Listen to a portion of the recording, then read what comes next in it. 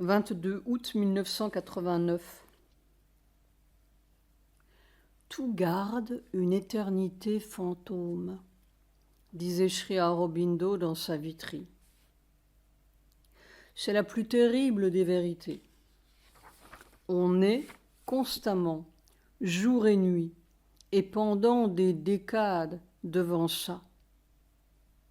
Alors il faut vouloir quand même, en italique. Il faut essayer quand même. Il faut lutter quand même. Comme Spartacus, mourir l'épée à la main. Ou bien quoi?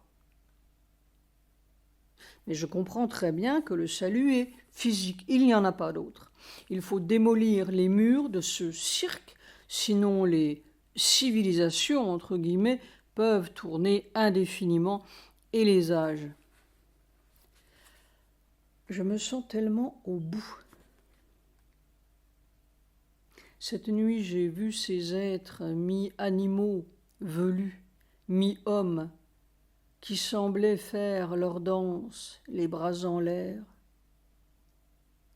On pourrait pleurer de désespoir, mais à quoi ça sert? Tant qu'ils me porteront, j'irai. 23 août 1989.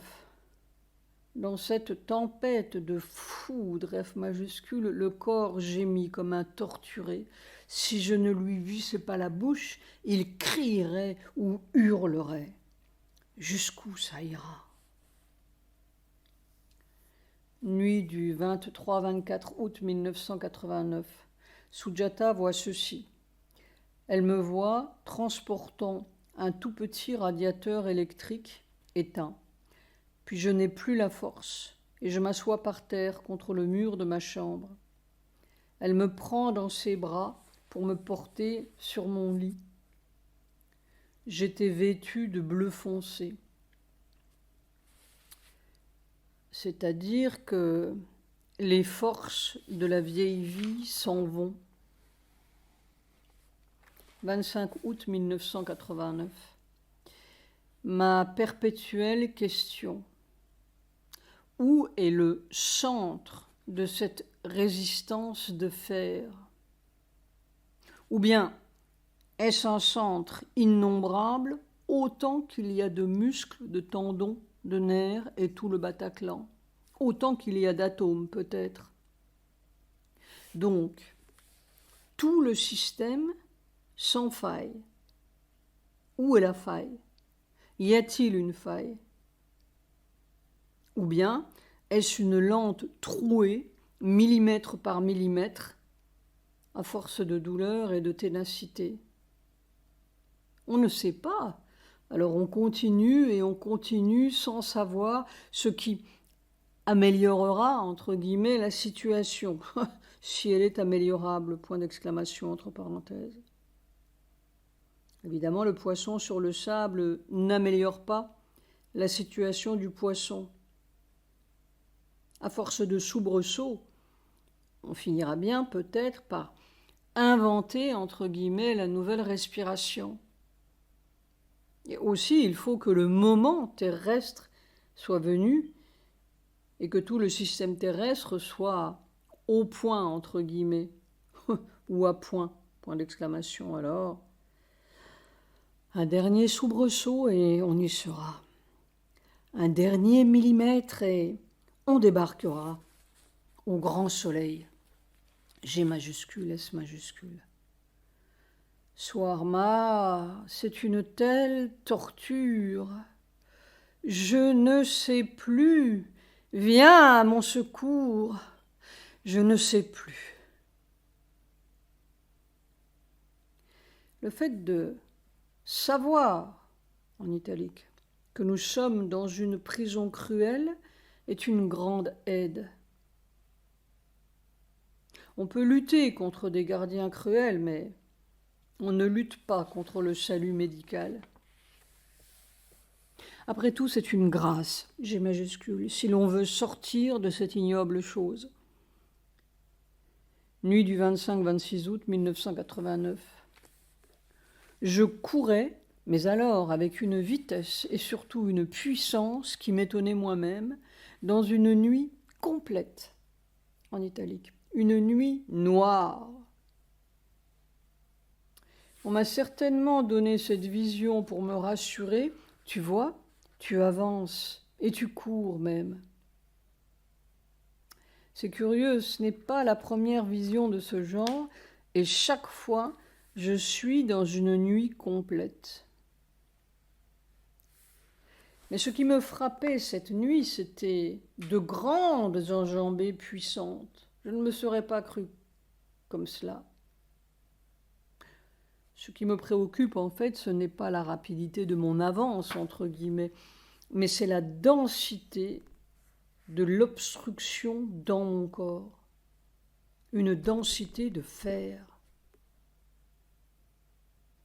Pourtant, il y a une grâce qui vient la nuit quand je dors et qui enlève la douleur, quitte à la retrouver le lendemain quand je me remets dans le bain de foudre.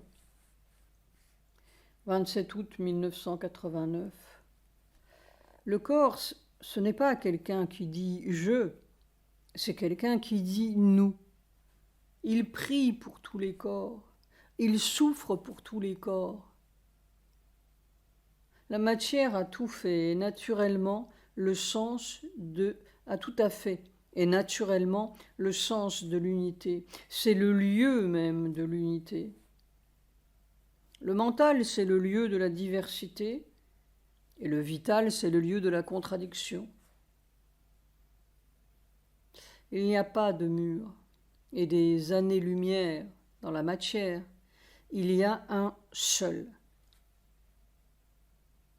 Ils envoient des bolides sur Mars et sur Neptune pour traverser le mur de leurs mensonges et les années-lumière de leurs mensonges. Nos atomes et nos électrons clignotent avec tous les soleils et les planètes de toutes les galaxies, et nos cellules saluent toutes les vies de tous les univers. Nous envoyons des bolides et des coups de téléphone dans le néant de notre conscience. 28 août 1989. J'avais une poignée de petits cailloux et de coquillages dans mes mains.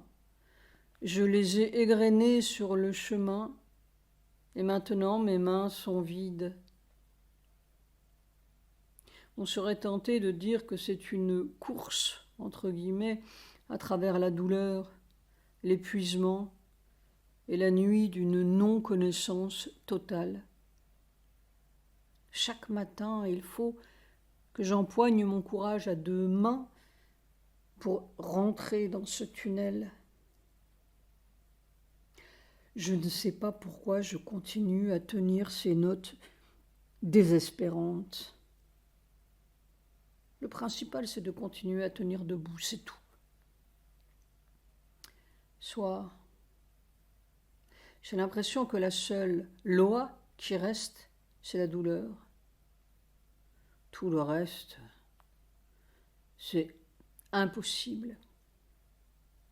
Je crois que la seule loi physique, c'est la loi des gardiens. Et ils vous infligent leur douleur abondamment. On est tout à fait dans le domaine de l'impossible. C'est si impossible que c'est miraculeux en fait. Mais il faut pouvoir subir le miracle. 30 août 1989, un cauchemar de fatigue et de douleur. On aimerait fermer les yeux à tout et à tous. Je comprends, mère, et ces derniers jours. Septembre, chronologie des événements mondiaux. 3 septembre. Israël. L'aviation attaque, citation, des bâtiments servant de quartier général à des organisations terroristes dans le sud du Liban. Afghanistan. les États-Unis et le Pakistan décident de livrer directement au chef de la résistance afghane l'aide militaire et financière qui leur est destinée. 6 septembre, Irak. Une explosion dans une fabrique de missiles fait environ 1500 victimes.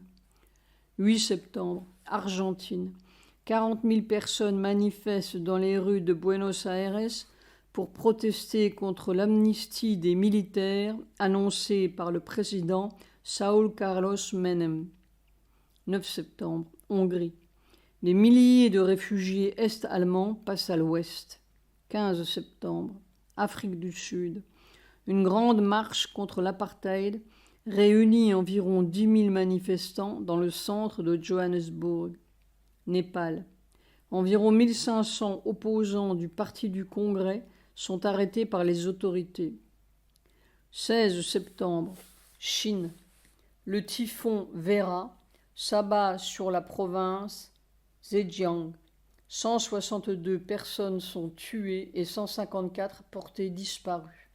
17 septembre, Inde-Sri Lanka. Un accord intervenu entre les deux pays prévoit le retrait des troupes indiennes du territoire sri-lankais avant le 31 décembre. France. Le cyclone Hugo dévaste la Guadeloupe. 19 septembre, Niger. Un DC-10 de la compagnie française Utah s'est écrasé près de la frontière tchadienne. 171 personnes sont tuées. Les premiers indices renforcent la thèse d'un attentat. 21 septembre, Grande-Bretagne. L'IRA revendique un attentat à la bombe qui a tué 10 soldats des Royal Marines dans le Kent. 22 septembre, Liban.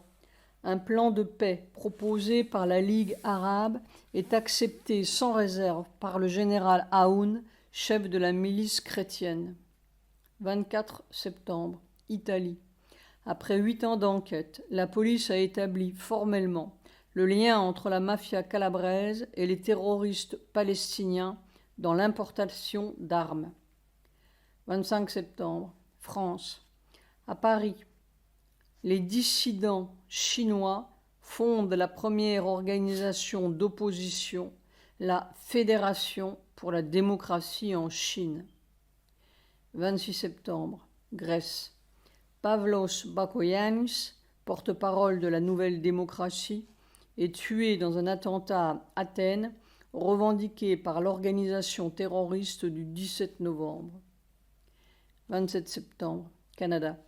Les autorités canadiennes annoncent que 6,4 millions d'hectares de forêt ont été ravagés par le feu durant l'été. 28 septembre, Tchécoslovaquie.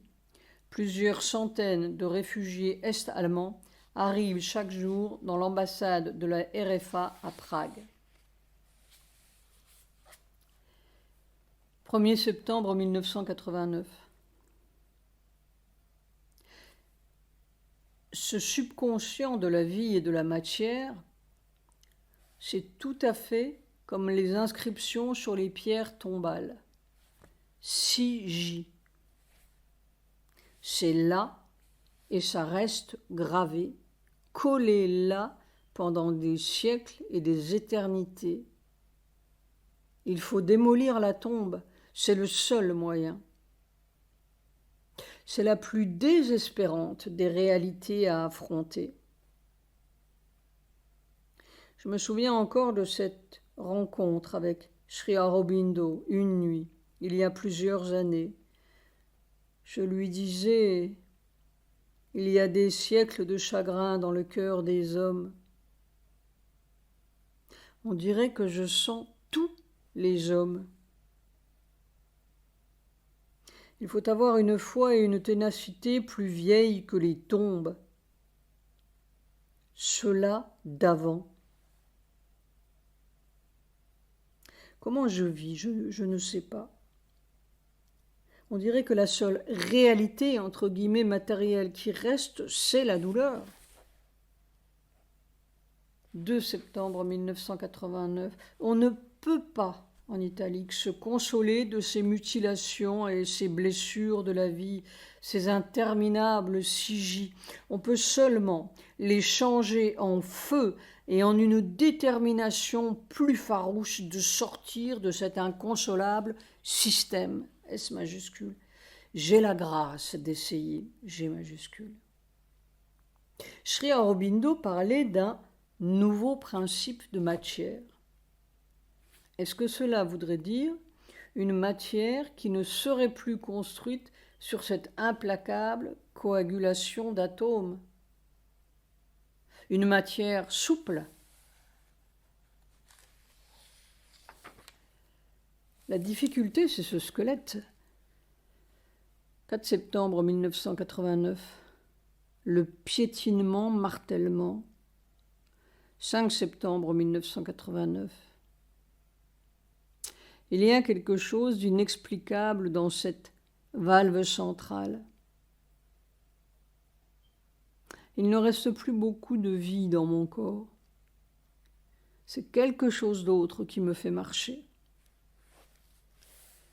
6 septembre 1989. Depuis hier, mais en fait depuis un certain temps et plus clairement depuis hier, le cerveau matériel, en italique, a la sensation d'être tout à fait égaré. La pensée est claire et tout est clair, mais dans les situations les plus ordinaires de la vie matérielle, il se sent égaré, comme s'il ne voyait plus clair, comme dans une sorte de mensonge matériel qui fait un voile d'incertitude ou de non-sens plutôt. Mère disait « Il ne faut pas avoir peur d'être imbécile ». Mais cela veut peut-être dire que pour la conscience matérielle, tout à fait matérielle et cérébrale, il y a un autre sens, S majuscule, qui lui fait apparaître celui-ci comme un non-sens. Je ne sais pas. On essaie de raisonner sur une situation qui est en dehors de toutes les normes. Mais cela fait une situation bizarre où l'épuisement, la douleur et l'égarement, entre guillemets, continuent de marcher et de vaquer comme d'habitude, alors que soit ce supplice de faire, c'est pire que de mourir à chaque seconde. Que faire? Que faire? Si je savais quoi faire, comment faire? Le corps a envie de crier qu'il n'en peut plus. C'est l'élément de cruauté qui est difficile à supporter derrière la douleur. Restez donc tranquille dans le wagon de fer. Seigneur, où es-tu? Nuit du 6-7 septembre 1989. Après l'abominable journée d'hier, je m'endors et dans le premier sommeil, je vois ceci. J'étais chaussé de mes grosses bottes de caoutchouc, comme quand il y a de fortes pluies et de la boue, et semble-t-il, j'allais me promener, comme d'habitude, sur le chemin vers la vallée tranquille. C'était une nuit totale. Je me trouvais sur le chemin au-dessus de Happy Wood, rentrant vers Land's End. Et alors je courais, mais courais comme le vent, dans cette nuit noire. Je faisais des enjambées de 20 ou 50 mètres avec mes grosses bottes. Point d'exclamation. C'était très étonnant de sensation. Évidemment, une autre force me portait. Et en arrivant près du portail de Land's End, il y avait un méchant chien, genre berger allemand. Je ne le voyais pas, c'était la sensation que j'avais. Avec son maître, que je ne voyais pas. Le chien a voulu m'attaquer, mais j'ai tout simplement mis ma botte sur son museau et l'ai aplati par terre. Je n'ai pas voulu le tuer et j'ai dit à son maître « La prochaine fois, je le tuerai s'il recommence. » Mais cette course comme le vent, dans la nuit noire, des enjambées de 20 ou 50 mètres, Veut-on me montrer que j'avance en dépit de ces abominables supplices de fer? En vérité, ce n'est pas l'avance ou la non-avance qui me préoccupe, c'est de savoir comment faire. Oui, comment faire pour surmonter cette résistance de fer suppliciante? On ne sait pas comment faire. Je me demande si l'avance ne consiste pas tout simplement, entre guillemets, à subir ça sans en mourir. Ou peut-être sans vouloir mourir à cause de cette cruauté insupportable. Je me demande si ce berger allemand qui voulait m'attaquer avec son maître invisible ne symbolisait pas cette force de cruauté. J'aurais pu le tuer et je ne l'ai pas voulu. Pourquoi?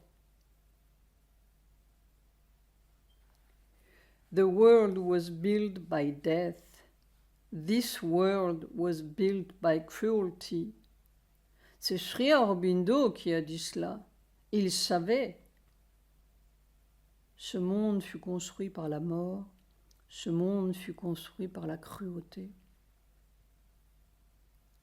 Je me souviens la première fois que cet homme m'a mis les menottes dans le dos, puis m'a frappé au visage avec une espèce de sauvagerie froide, presque nonchalante.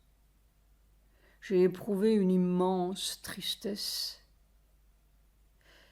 quelque chose d'indicible et de vaste comme la douleur de la terre. Depuis, j'ai souvent rencontré la cruauté jusqu'à l'ashram, mais toujours, chaque fois, je sens une immense tristesse devant ça. C'est incompréhensiblement triste en lettres capitales, comme l'essence même de la douleur humaine. Cela vous donne vraiment envie de mourir, comme une négation suprême de tout ce qui est humain. C'est comme le viol d'un enfant. On ne peut pas vivre avec une chose pareille. Voilà. Il n'y a qu'à continuer.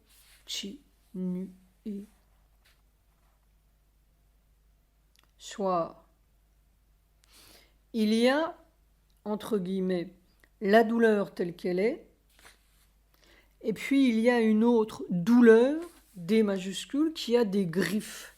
C'est cela la cruauté. Il faut refuser les griffes. Et cela fait une considérable différence. On souffre, mais c'est autre chose. C'est comme au-delà de la douleur. Et c'est peut-être bien une découverte importante. C'est ce chien-loup dont j'ai écrasé le museau. Dès que l'on sent la méchanceté derrière la douleur, on est du mauvais côté. 10 septembre 1989. On subit des choses impossibles. C'est comme de demander au corps de respirer la foudre.